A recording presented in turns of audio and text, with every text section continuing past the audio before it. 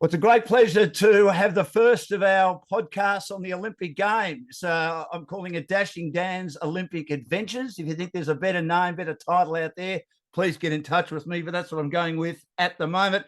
And we thank our major sponsor. Great to have them on board, Aussie Home Loans. If you want to purchase a property, you can build a property portfolio, refinancing, debt consolidation and construction. Pre-approvals, get in touch with the crew right around Australia at Aussie Home Loans. A great pleasure today. First guest is a man I've known for a long, long time. I call him a personal friend of mine. He may not, but as I said, it's my show, so I'm going to go with the fact that he's a personal friend of mine. One of the great broadcasters of all time from the ABC. He went to 4 Olympic Games, and he was an outstanding cycling commentator, in particular at those 4 Olympic Games. I'm talking of Glenn Mitchell. Glenn, welcome to the program. Great to have you with us. Dashing Dan, how are you? It's been a while. It certainly has. Well, Glenn, the Olympic Games, you're a great lover of it. You're a great historian when it comes to sport. Is it losing its luster? I think one of the issues, Dan, with the Olympic Games nowadays is that so many sports have decided that they want to increase the number and frequency of their world championships. You see how often world swimming and world track and field, for example, happens nowadays. So perhaps that does dilute the Olympics. I think one of the other issues where people probably extrapolate is the fact that it is costing so much to stage an Olympic Games. So as a result, perhaps you're not getting as much interest from countries, or more importantly, cities and municipalities, to actually put on an Olympics. So some people probably get the two confused. For Olympians and those that are involved in Olympic sports, I think they still see it pretty much as the pinnacle of their sport. But the cost of putting it on, people probably look at that and think, well, hang on, if it's so great, why aren't more cities, municipalities, and by extension countries putting in for it? But I think from an athletic point of view, if you are in an Olympic sport, whether it be winter or summer, I think you still see it as the pinnacle. So if you were to say to an athlete that the Olympic Games are in trouble, they'd be petrified, wouldn't they? Athletics. Yeah. If you were to say to an athlete, the Olympic Games are in jeopardy because of the fact that it's becoming too expensive financially, they would be petrified, wouldn't they? Definitely. No doubt about that. Especially if you're talking about sports that mightn't be at the very top end. For some of the sports that we don't hear a lot of outside an Olympic Games or the period leading into it, I think it is a massive thing. Although having said that, I mean, if we just isolate and look at Cathy Freeman as one. I mean, Cathy Freeman won a silver medal at Atlanta in 1996. She won world championships in 1997 and 1999. She won 5 Commonwealth Games gold medals. If she hadn't have won that gold medal on the track in Sydney in 2000, she would not be viewed the way she is today. The same way that we wouldn't be looking upon Kieran Perkins. He could have broken world records and done whatever he liked, but if he hadn't have had those Olympic successes, he wouldn't be seen in the same light. Shane Kelly is a classic example. You know, he was primed as the world record holder and the reigning world champion when he went to Atlanta in 1996. He'd won a silver medal 4 years earlier in Spain. He competed at another subsequent 2 Olympics in Sydney and in Athens. He won umpteen world championships, set world records, never won an Olympic gold medal. Now, people sometimes still talk about him because of the controversy and pulling his foot out of the pedal in Atlanta. But people would be talking about him in a totally different way if it was Shane Kelly, Olympic gold medalist. Correct. An Olympic gold medal for those participants in that sport, Dan, is still the highest currency. But we are seeing a little bit of a dilution because of the fact that, you know, swimming's gone to every 2 years, track and field's gone to every 2 years for the world championships, that I think it's becoming a very congested calendar as a result. Now, just in regard to Shane Kelly, you called, it was your first Olympic Games, 1996 in Atlanta. You'd never called cycling before. It's not an easy sport to call. Were you nervous? I know you're one of these great callers that can just compartmentalise and just call the way you see it. I know you're a Carlton supporter, but not many people would know that. Everyone knows, sadly, that I'm a Western Bulldog supporter because I wear my heart on my sleeve. But Were you nervous for him, knowing that it was basically his to lose? He dominated the sport. He dominated the kilo, as they called it, in the lead up to the Olympic Games, as you mentioned earlier. He was a raging favourite. In fact, so unusually, Dan, that when Sports Illustrated put out a magazine leading into the Olympics, they chose their 10 certainties to win an Olympic gold medal. And remarkably, they had an Australian cyclist in the kilometre time trial as one of the 10. He earned the nickname Minuteman. He won the World Championship the year before in '95 in Bogota in Colombia, and he rode a time of 1 minute 0.613 seconds. So he nearly became the first man to break a minute. So he earned the nickname Minuteman. 2 days before he rode, I was going to say the final, people need to keep in mind that the kilometre time trial, which sadly is no longer on the Olympic agenda because they brought BMX in and had to drop some events. But there is no heat, first round, semi-final, quarter-final or whatever. You get on your bike and you ride 4 laps and that's it. And it is one of the very few Summer Olympic sports and events that is timed to 1/1000th of a second. It's normally 100th of a second in track and field and swimming and the likes. So 2 days before he rode, he did what's called a flying 500, where you go through the start-finish line at maximum velocity and see what time you can do. He set a personal best.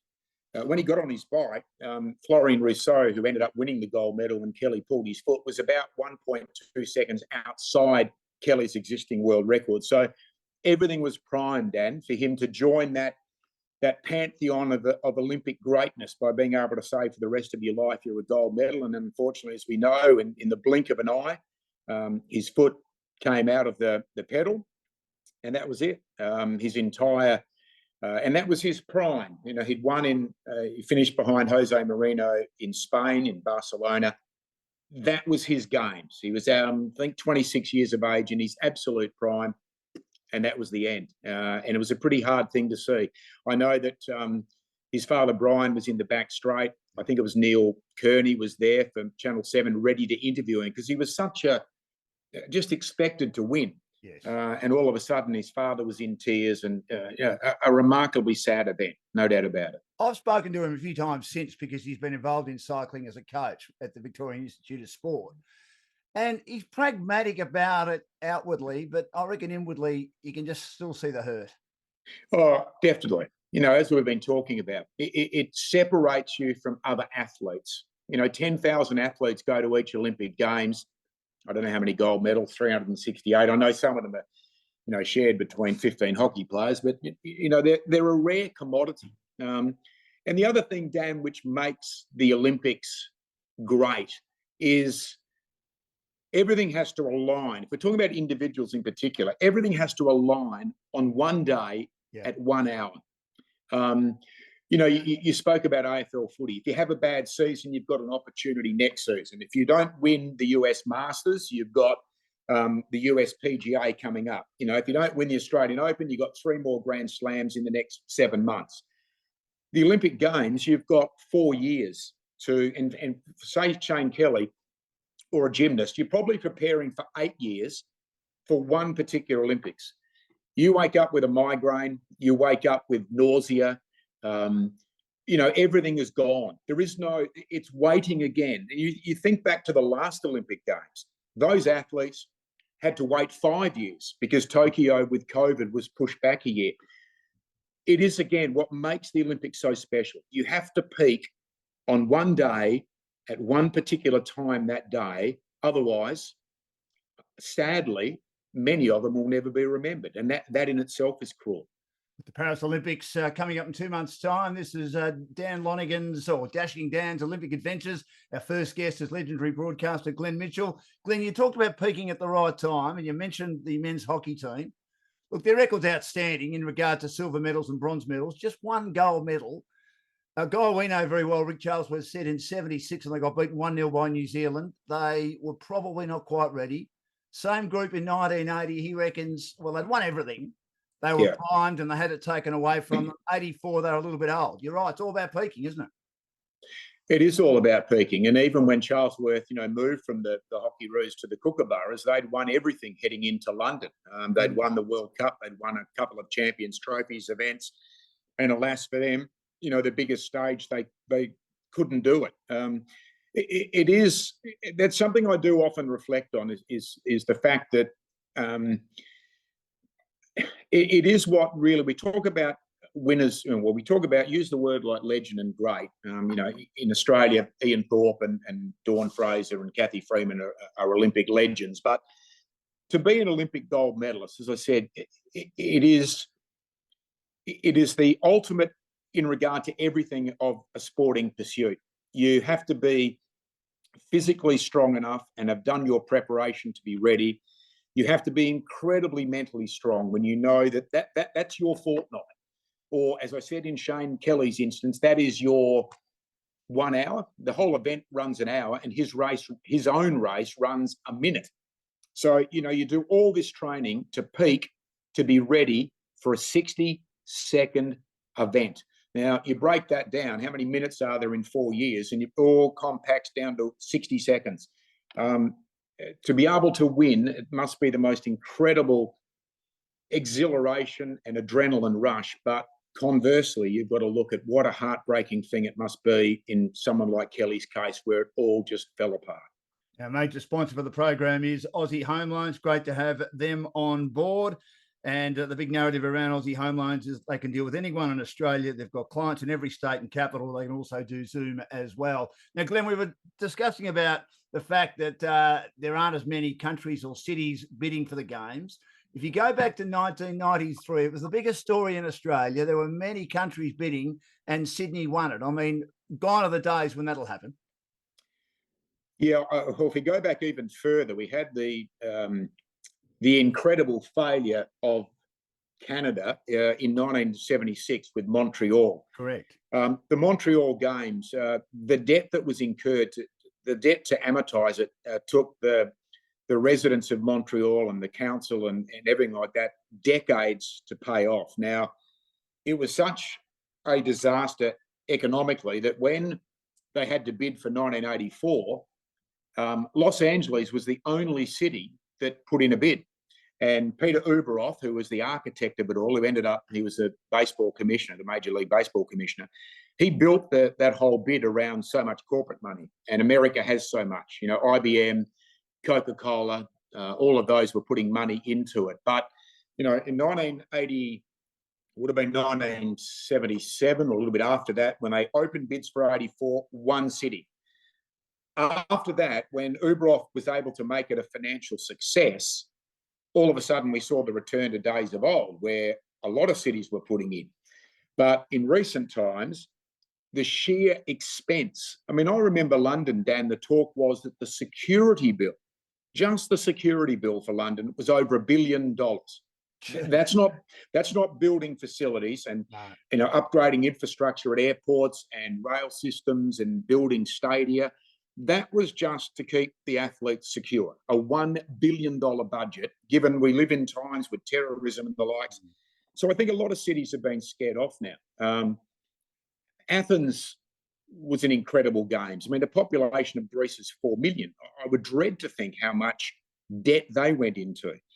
So I think, unfortunately, down in the future, we've got Brisbane, but prior to Brisbane, we've got Paris and Los Angeles, massive, massive world cities. I think down the track, we're not going to see an Athens again. I doubt we'll see a Helsinki or an Amsterdam, as we've seen in the past. I think it will become the domain of incredibly big cities in incredibly strong economic countries, because other nations and cities, they won't be able to afford it. And the big thing, Dan, like everything in life, you want this one to be better than the last one. You do. So all the money and the investment in Paris, they want it better than Tokyo. Tokyo wanted it better than London. London wanted it better than Beijing.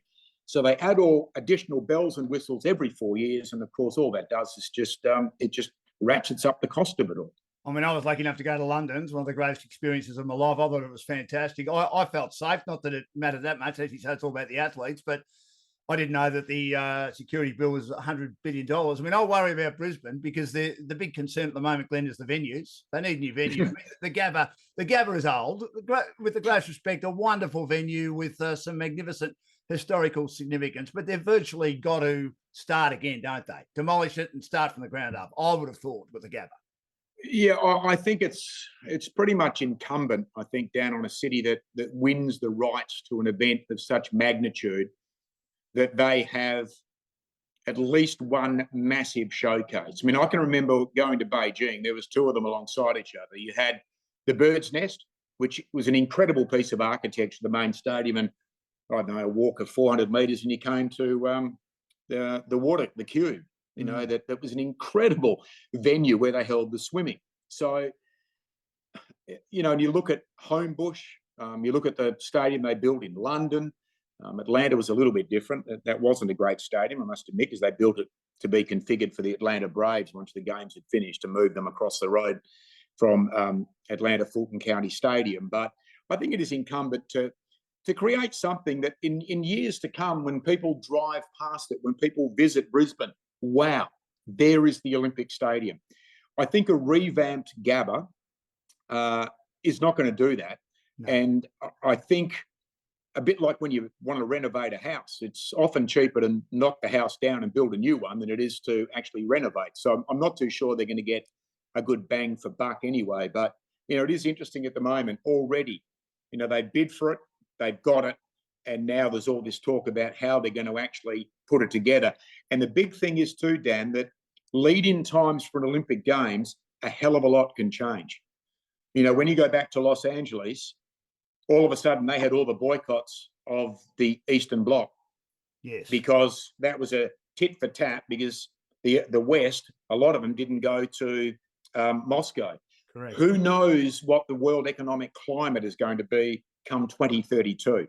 How much more will it cost from what their preliminary estimates for were when they bid for the game? So there are a lot of intangibles, but I do hope that Brisbane builds something that is there and lasts for half a century as a monument to them actually holding the Olympics.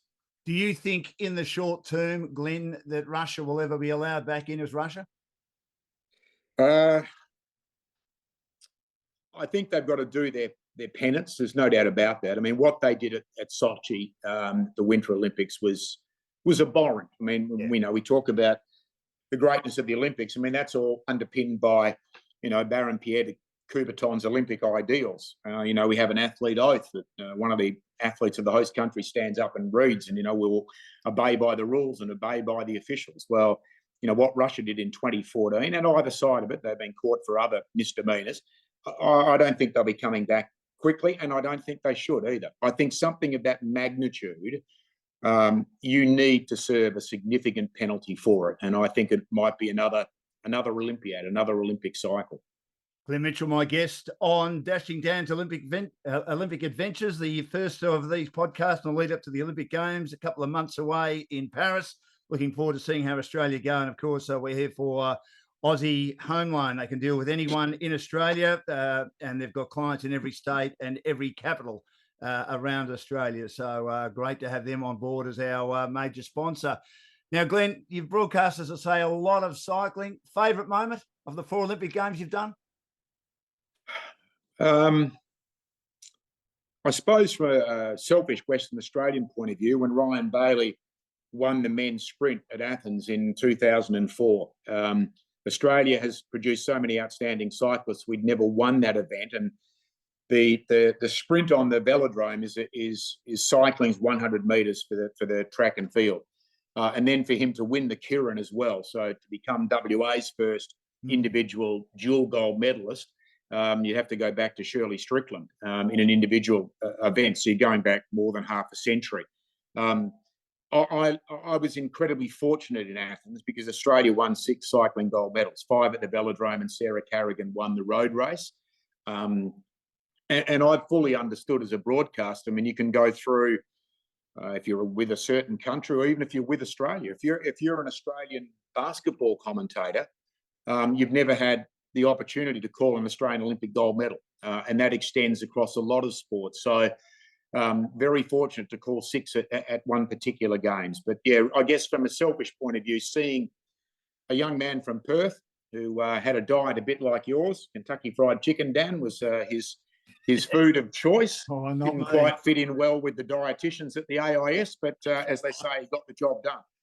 And just on that, Glenn, I know that we've done well in cycling over the years. Could have we done a little bit better if it was centralised?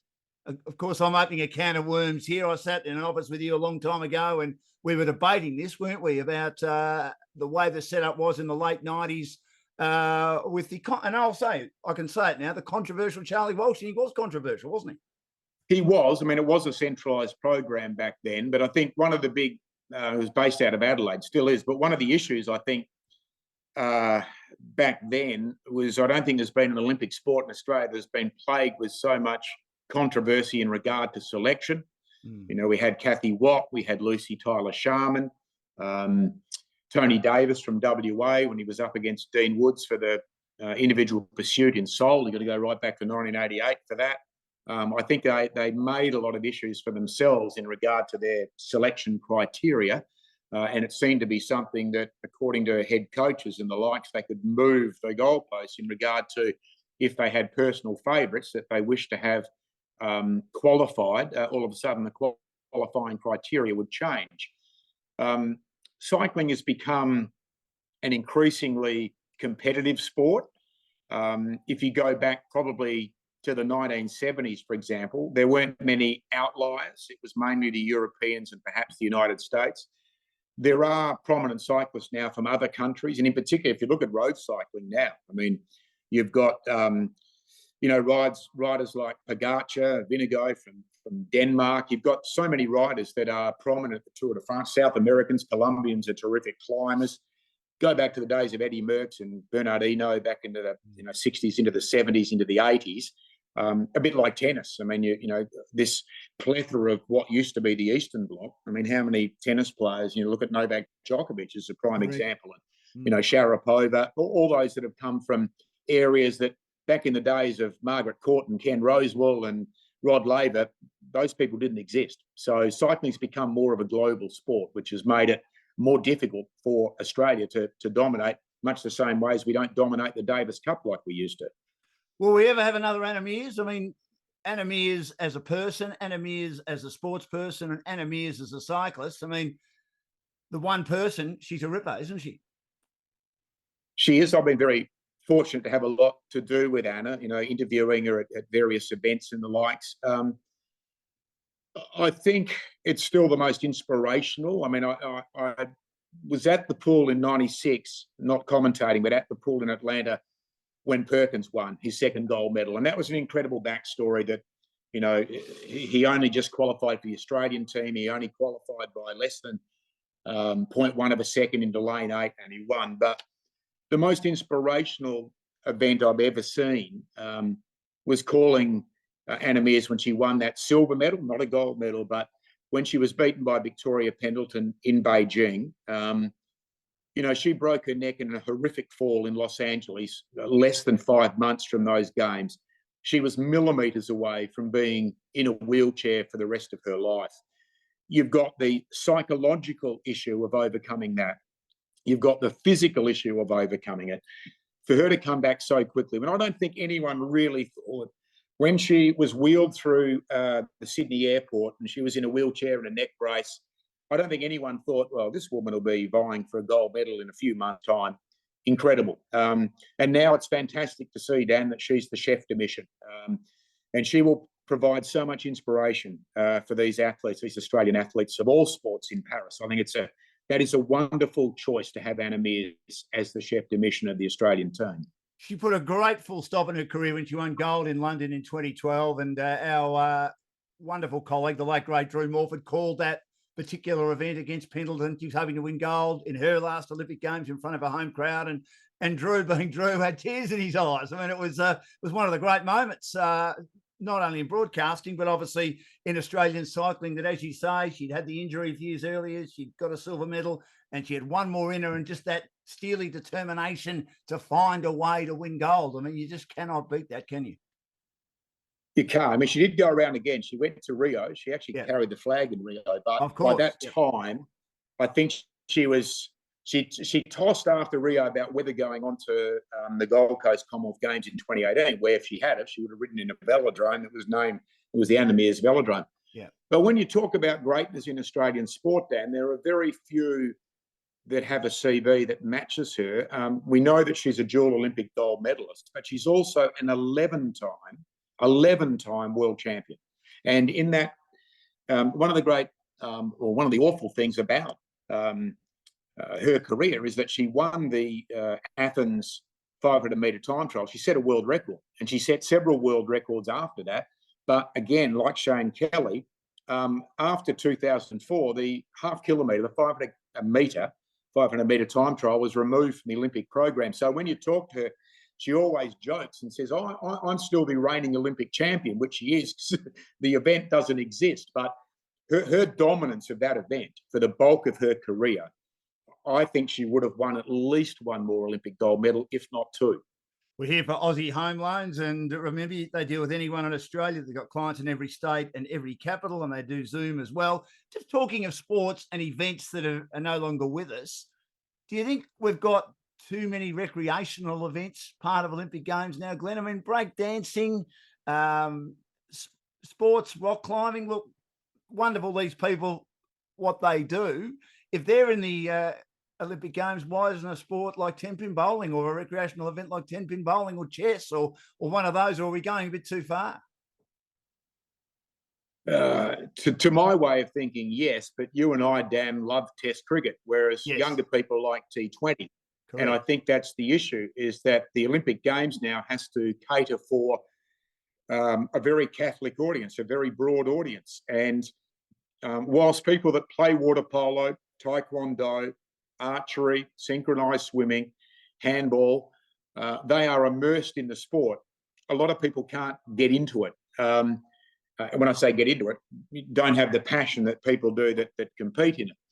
So I think a bit like using cricket as an example, cricket went from the traditional one form of Test cricket, decided to go to one-day cricket. They then decided, because of the attention span, let's go to a 3.5-hour game and make it T20. I think if they just purely and simply kept the existing diet, I think it would lose a little bit of its lust. When I say lust, it would lose interest perhaps among the younger generations. Right. So they relate to skateboarding. They relate to indoor rock climbing. They relate to surfing, for example, now. You and I and people of our vintage and older probably raise our eyebrows when these sports get introduced. But the Olympic Games, to remain relevant, probably has to move in a similar vein to what cricket has done in the last 25 or 30 years. E-gaming's the other one, isn't it? I mean, it's massive now. There's a lot of people that do that, not only in Australia, but right around the world. It's certainly on its way. But you talked about T20 cricket. I mean, that's likely to become a staple diet if the Olympics continue in the long term. I know it's, I think Los Angeles it'll be in because of the T20 World Cup occurring in America in the next couple of months or so. And then, of course, it'll be there in Brisbane as well. So T20 cricket, with so many countries playing it now, is going to be a big part, isn't it? It is. I mean, for a long time, I railed against the idea of cricket because I think the Olympic Games needs to have a very broad base. Having said that, I mean, a sport like handball isn't played in a lot of countries, but for a long period of time, if you're going to put cricket into the Olympic Games, you might have only had 3 teams that were probably going to win. Yeah. But, you know, nowadays, you know, you've obviously got Australia, England, India, but, you know, you wouldn't discount a Pakistan. You wouldn't discount well, I was going to say you wouldn't discount a West Indies. You would, because there is no West Indies at the Olympics. But it's an example that, you know, the West Indies have won a couple of T20 World Cups, and yet as a cricket nation, in inverted commas, they're a collection of nations and islands that play as the West Indies. They do very little outside T20 cricket. And as we know, I mean, T20 cricket, you know, you only need one good innings or one good bowling spell.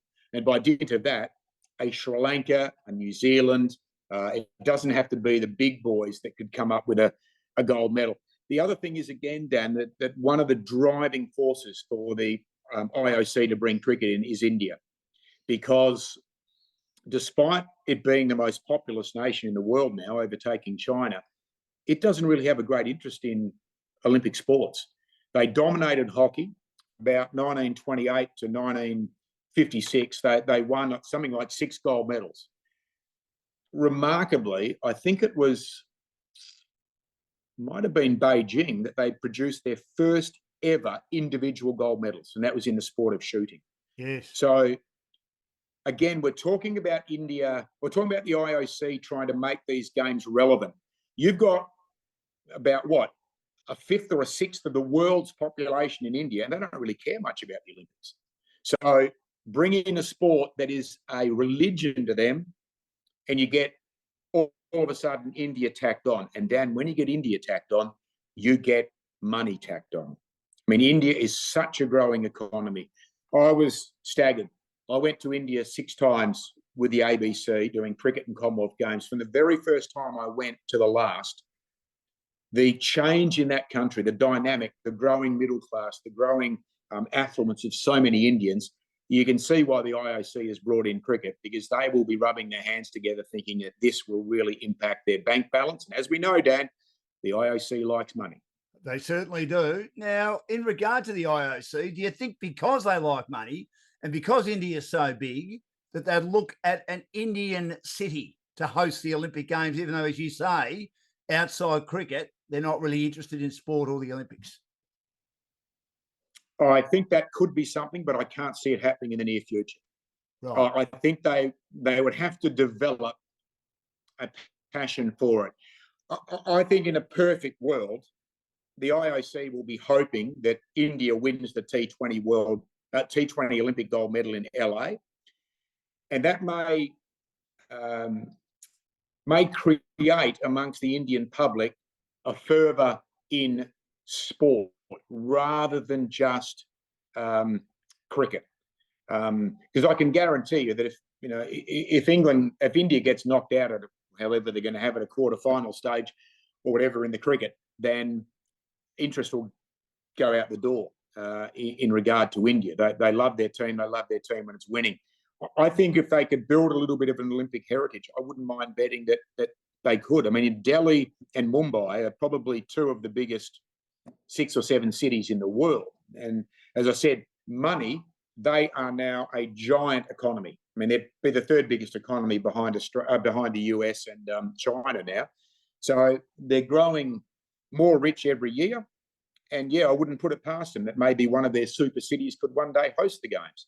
I mean, we saw in the 50 over World Cup last year that when the game was slipping away, they lost interest, didn't they? I mean, the crowd was up and about and the burble around the ground was unbelievable. And as soon as Australia got on top in the run chase, you could hear a pin drop. It was just amazing, and how disappointed they were and how engaged they are with their cricket team, especially emotionally engaged.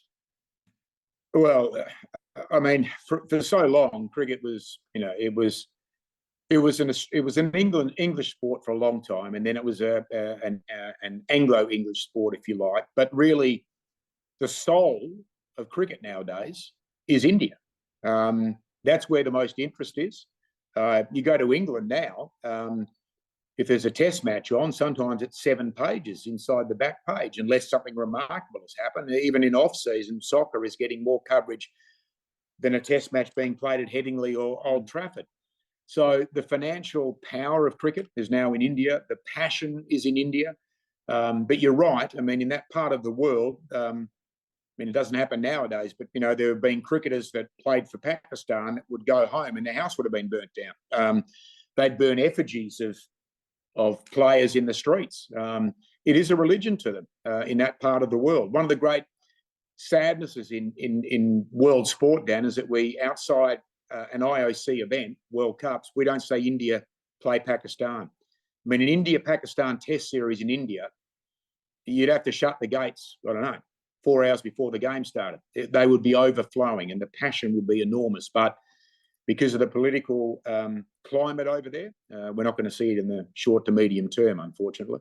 Well, they're looking to maybe hold a test here in Australia at the MCG, considering they had that T20 fixture. The crowd was unbelievable. This is our first podcast on the lead up to the Olympic Games, Dashing Dan's Olympic Adventures.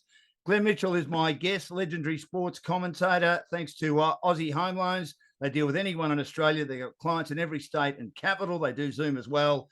And their areas of expertise include purchasing a property, building a property portfolio, debt consolidation, and refinancing. Glenn, what's bigger, the Soccer World Cup or the Olympic Games nowadays? Uh, the FIFA World Cup, they say, draws a bigger world global television audience. I mean, soccer is everywhere. We're talking about cricket not being played in a lot of countries at a high level, and we talk about handball and other Olympic sports. I mean, soccer is everywhere, and I think it's largely because of the cost. Aside from track and field, I mean, track and field you can play barefooted. In soccer, you can play barefooted when you're growing up. All you need is a ball, and sometimes it's not even a regulation ball; it's something that they've just constructed. And soccer, because it came out of England and the empire extended everywhere, and not just the British Empire, but the reason soccer is so big in places like Brazil and Uruguay is because it was British engineers that went and built the rail systems over in countries that weren't part of the Commonwealth. So as a result, soccer was being played there. So it's a true global sport. My interest has always been more towards the Olympics than soccer. Yeah. But you always know that there's not so much the rivalry, but how much the FIFA protects the World Cup by dint of the fact that at the Olympics it's an under-23 event. Yeah. They don't want the Olympics, what they would see, FIFA would see, grabbing onto the coattails of their sport. So they have an open competition for women, but the men's is under 23. But I mean, the way I look at it is that the largest individual sporting event in the world is the FIFA World Cup. The largest multi-sport event is the Olympics. But I think I'm right in saying that in recent times, FIFA, the World Cup, has pulled a bigger international audience than what they do for the Olympic Games. And is the men's 100 metres sprint in athletics still the biggest ticket in town at the Olympic Games, or is that changing a bit? No, I think it is. I think there's always a fascination with this is not being disparaging, but we always talk about the fastest man on the planet. It's also the fastest woman. But yeah, I think because it is such a relatable event, every single one of us, even if you hate sport, had to run the 100 metres in a school carnival. So every one of us have done that. Not every one of us have swum 50 metres in an Olympic pool. You go to places like Africa, there aren't any Olympic 50-metre pools in some countries in an entire nation. So 100 metres is something that all of us in our own mind can relate to. Not all of us have been on parallel bars in gymnastics. Not all of us have shot a rifle or used an archery bow, an arrow, but every one of us have run 100 metres. And I think when we see someone run it as Bolt did at 9.58, which is the world record still, yeah, I think we're mystified. We're blown away because it is something we can directly relate to. And I think, and then added, you're the fastest person in the world to have ever done it. I think it will always underpin. And as a result, athletics will always underpin. And I think getting back to Cathy Freeman winning that gold medal at the Sydney Olympic Stadium meant so much. It was almost the cherry on top of what Australia did, in building that games, in building the infrastructure and having the great weather, having the party atmosphere.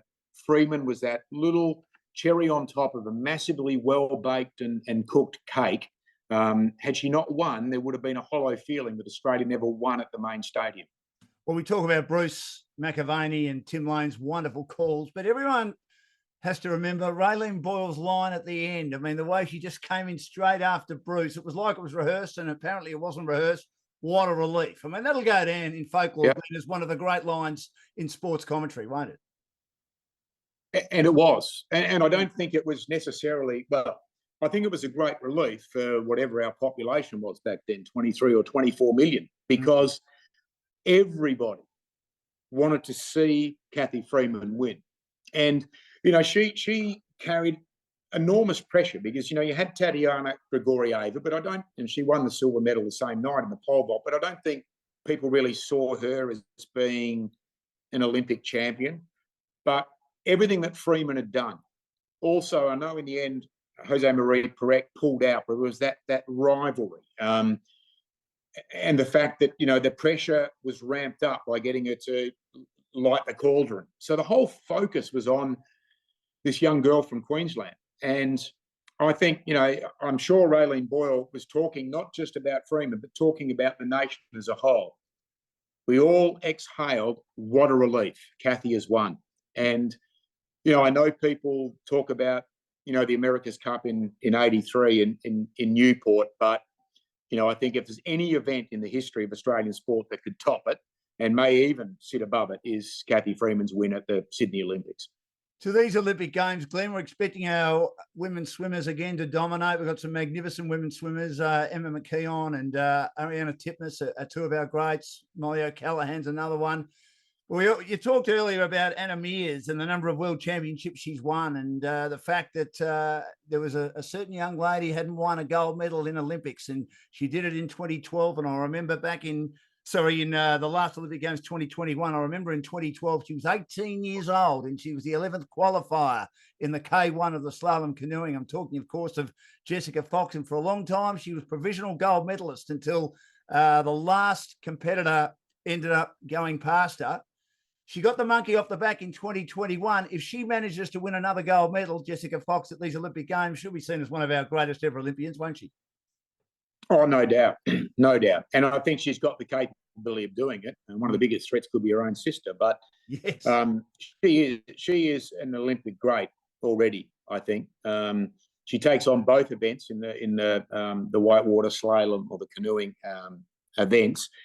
One of the great things about the Olympics, Dan, is that every Olympic Games, pretty much, we get someone that hits the headlines that largely even you and I as sports broadcasters perhaps haven't greatly heard of. I mean, Lauren Burns won the Taekwondo gold medal in Sydney. I mean, if you had walked through the Hay Street Mall where I am or walked down Burke Street where you are and said Lauren Burns, not many people would know. Simon Fairweather in archery. We will get people that, and some of them will become, maybe not forever, but for a large slab of time, will become household names in Australia, people that at the moment, most of us have never ever heard of. And that's one of the great things about the Olympics, is it always throws up these stories. Yes, there's always the Emma McKeons and the Anna Meares and the Kieran Perkins who go to an Olympics with such great fanfare and expectation. But often it's the ones that we never heard of that actually provide the richest and the greatest and the most memorable stories. Russell Mark's another one. Michael Diamond's another one that come to mind. I always remember Simon Fairweather because the great Peter Wilkins was broadcasting a soccer match with Roger Wills in Sydney. And Peter Longman, our boss at the Times, come out to him and said, now, Wilco, you've got to do the archery. He said, what's that? He'd never heard of it. He said, is there anyone there that has got any notes? And, of course, you being you had said to me, now, Daniel, what you need to do, because you're the most inexperienced member of the team, just learn every minor sport. And I was, of course, Australia's foremost handball commentator, only handball commentator. So I'm going to take that to my grave at this stage, Glenn, depending what happens with the ABC in LA in 2032 and other commentators. But anyway, I digress, as I'm very good at. And then I was helping Wilco go over the archery, and he did a great job. And he said, geez, I didn't even know archery existed at the Olympic Games. So that's what you often get, don't you? Well, that's right. Jerry Collins, who was a renowned swimming commentator. In fact, I would think in the history of Australia, he would have called more gold medals, Australian gold medals, than anyone else. He's called more than Norman May did. Jerry did Lauren Burns' Taekwondo gold medal live on ABC Radio as well. My wife, Karen Tai, actually called an Olympic gold medal in diving in Athens, even though she wasn't necessarily a commentator, but a broadcaster. But she was the last one that was in the International Broadcast Centre in the ABC area when the diving was about to happen. So, yeah, every Olympic Games is fantastic. And it's not just us. I mean, we, especially now with the volume of the media and everything online, we'll get great stories of people that have come out of villages in Central Africa or someone out the back of the Amazon, that has gone and won an Olympic gold medal or become the first Olympic champion for their country. The Olympic Games is the ultimate storyteller. We talk about sport always being a microcosm of life, that you see everything, the gamut, from great joy to, incredible sadness and desperation and desolation. But it provides so many stories, and Paris will be exactly the same. And that is why, as we get closer and closer to Brisbane, we will again start to study up. And I don't just mean you and I. Yep. Australians will study up on the Olympics because it is the biggest game in town, and it's coming to our own shores. And whether you live in Perth or you live in Carnarvon or you live in Melbourne, it is going to be Australia's Olympics as much as it is Brisbane's Olympics.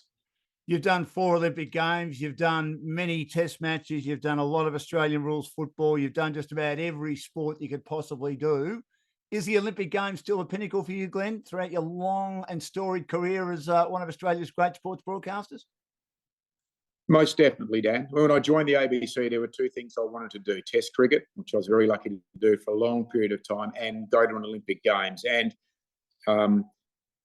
I still see the Olympics as the pinnacle of world sport. And we said right at the beginning, everything has to align.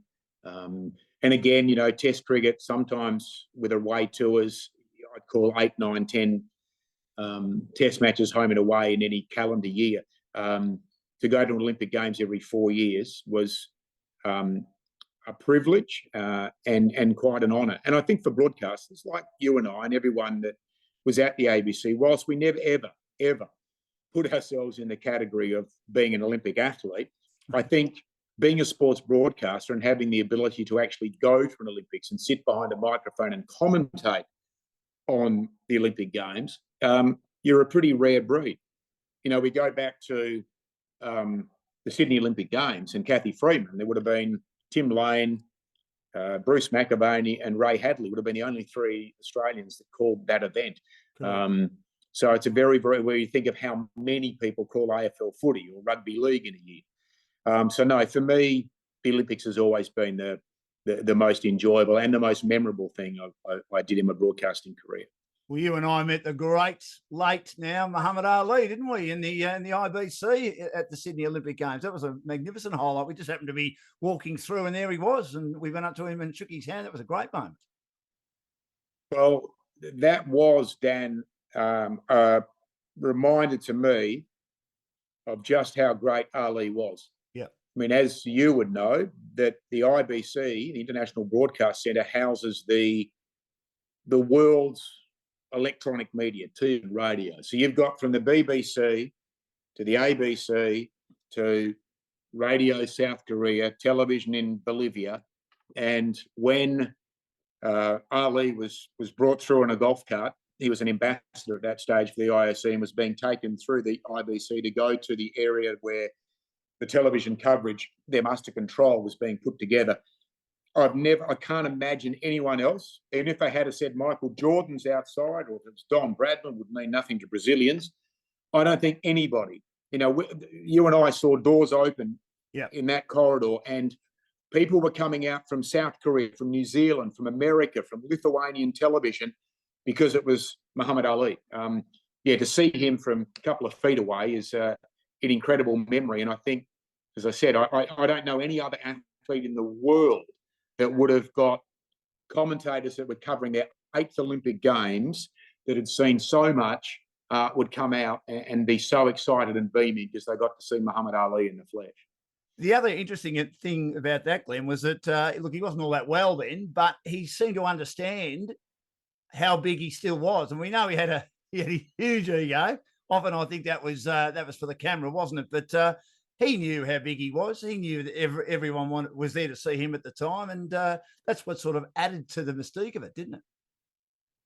Well, he's one of the most unique sports people. In fact, probably the most unique in regard to his standing in the world as to what he was able to do. For a long period of time, he lived with his last wife, Lonnie, in a little town called Berrien Springs, which was a very short drive away from Notre Dame, as they call it. We say Notre Dame, but Notre Dame University there. And if you were a student and you wanted to get in your car and drive the 40-odd minutes to Berrien Springs and knock on his front door, you'd be invited into his lounge room and you could sit with Muhammad Ali. And he had a great love of doing magic tricks, pretty basic ones. But Ali was open and available to everyone. And You look nowadays in sports, you've got to get through media managers and all sorts of things before you can, maybe book an interview with an athlete in 11 weeks' time. Muhammad Ali was amazing. His accessibility and his knowledge, I think, that he could make everybody's day brighter. And you think of when he swung through, not the Rumble in the Jungle in 1974, but he went on other occasions to Africa. And, there were people 10 deep on the roads, in a little African city that were there because it was Muhammad Ali. Again, we talk about this has probably been watered down now by two things. One is the fact that there are so many boxing belts. You've got the WBO, the WBC, the WBA. Every now and then you get someone that consolidates them. But, I go back to my youth, world heavyweight fights. Frazier Foreman, Frazier Ali, Ali Foreman. They were huge sporting events. They were. And there's the old saying or the old thing that, you could walk into somewhere in the Amazon and show some people a photo of Queen Elizabeth, the President of the United States, the Pope, and Muhammad Ali, and everyone would be able to tell you one of them and not the other three. I mean, he was a global institution. And it's I don't know what he'd be like in the era of social media, Dan, crikey. He'd be explosive. But it is a great shame. It is a great shame that, more athletes haven't, I guess, followed his lead and been so accessible to the little person rather than sort of living in an ivory tower and being secluded away from the people that, in the end, they are the ones that pay their salary. It's the fans that gets the bums on the seat, which gets TV, which ends up putting the money in the athlete's pocket. It's a very different world. Now, before I let you go, Glenn, and I really appreciate your time, of those 4 Olympic Games, is there one that was your favourite one? Was it the Athens one because you called 6 gold medals? Was it Sydney because it was the home one? Was it Atlanta because it was the first one? Or was it Beijing because of maybe the venues and just the atmosphere? Well, Atlanta was underwhelming. I thought it was, for America, it was an incredibly poorly organised games. I didn't leave there with any great memories. It was exciting. It was my first Olympics, but they didn't do it well. Sydney was brilliant. But for me, Athens also, I enjoyed it more than any because I got, as I said, called 6 Australian gold medals, but it was, you're returning to the spiritual home. You were going back to, the very first day we went around the Panathinaikos Stadium, the old stadium where they held archery this time around, but it was a stadium they used for the 1896, the first modern Olympic Games. And I was very lucky to broadcast for the ABC the opening ceremony in Athens. Wow. And just the historic nature of being in not far from, the fields of Olympia where the ancient Olympics were held up until 776 BC. Beijing I found very sterile, not surprisingly. One of the great things at the Olympics, if you can't pay to get into an Olympic event, you can go and stand on the barricade and watch the marathon or the walkers or the cycling leg of the triathlon. When they did that in Beijing, there was about a 50-metre gap between where the athletes were and where you were on a barricade. So it had a very sterile feeling. But Sydney was the most successful Olympics I went to in regard to venues and everything like that, and was acknowledged by Samaranch. But I just found Athens duly special for a selfish reason of having the ability to call so many Australian gold medals, but just to go to the home of the Olympics, the soul and the history of it was probably the one that resonated with me the most. It was also special too, Glenn, because you had to help find a balding commentator who got lost going for a run on the first day, Glenn. Well, it's very lucky, Dan, that Athens had a very good embassy. Otherwise, we could still be looking for you. Correct. 20 years later, and of course, I'd forgotten to bring my pass and all sorts of things. Anyway, it wasn't a good start, but we had a great time. Glenn, it's been a privilege to chat to you. You are the Oracle. You're one of the great sports broadcasters of all time. You did a lot for my career. It's always wonderful talking about the Olympic Games. I can't wait to see what happens in Paris, and we hope that the Olympics become bigger and better as we go forward after Paris to LA and then to Brisbane in 2032. And thanks for being my first guest on Dashing Dan's Olympic Adventures for Aussie Home Loan and, of course, their areas of expertise. purchasing a property, building a property portfolio, refinancing, debt consolidation, cash out construction and pre-approvals, and they can deal with anyone in Australia. They've got clients in every state and capital. They can also do Zoom as well. It's been a pleasure, Glenn, and we'll catch up really soon. And send my love to Karen, one of the all-time greats as well. Good on you, Dan. And don't change the name of the series, mate. I think it's a winner. Oh, good on you, Glenn. Thanks very much. We'll speak soon. The great Glenn Mitchell joining us on Dashing Dan's Olympic Adventures for Aussie Home Loans.